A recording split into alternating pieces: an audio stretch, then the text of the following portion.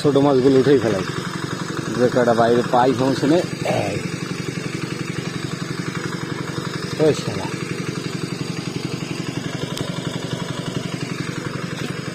বেদা মাছ